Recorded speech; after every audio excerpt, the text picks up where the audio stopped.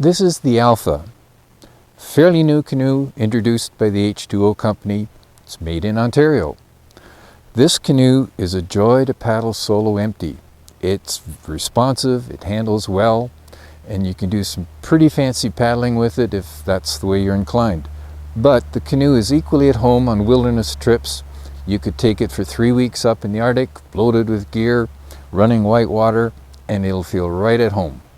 It's a joy to paddle, but I want to tell you a little bit more about it, so let me take you through some details. You can almost think of this as two different canoes melded into one. The part of the canoe that's below the waterline is a fairly traditional shape. It handles water pretty much the way you'd expect most canoes to do, but the upper half of the canoe is quite flare-sided, which adds to stability and makes for a canoe that handles rough water really well. As well as the sides being flared, the bow and stern are also flared, and again that helps to shed water. While the sides of the canoe are flared, and that's where the bow and stern paddlers would be placed, the middle of the canoe, it has tumble home, which means if you want to paddle it solo, it makes it a bit easier for the paddle to reach the water. The canoe has fairly hard chines. That's the transition between the bottom and the sides of the canoe. And the bottom is fairly flat, but it has a bit of a V-shape. The V-shape kind of adds a bit of speed to it, makes it easier to paddle. The flat bottom is a joy to use in whitewater because it helps to sort of carve when you're using the current to help you do ferries.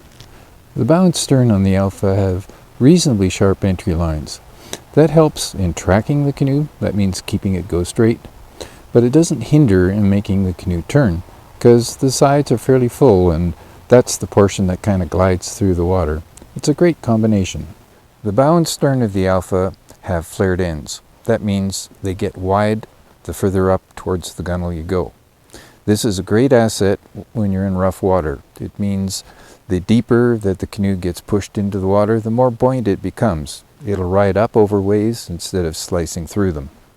I'd like to give you an idea of what it would look like when you load up this canoe with enough gear to take it on a 3-week wilderness trip.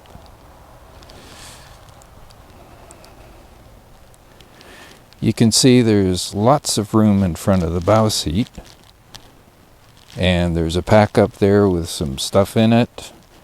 Still lots of room to tuck your feet underneath or stretch your legs out a bit if you're getting tired. Typical canoe barrel and canoe pack and a little extra gear in the middle. Still lots of room on the stern seat for stretching your legs a bit. And then another day pack at the end.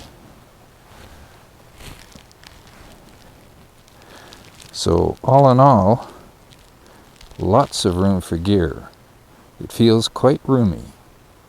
I paddled lots of canoes, and there are things that I like about some, things I like about others, but the Alpha is a canoe that there's something about everything that it does that I just love. If you ever have a chance, take one for a paddle. I think you'll see how much I rave about it and why you'd enjoy paddling it too.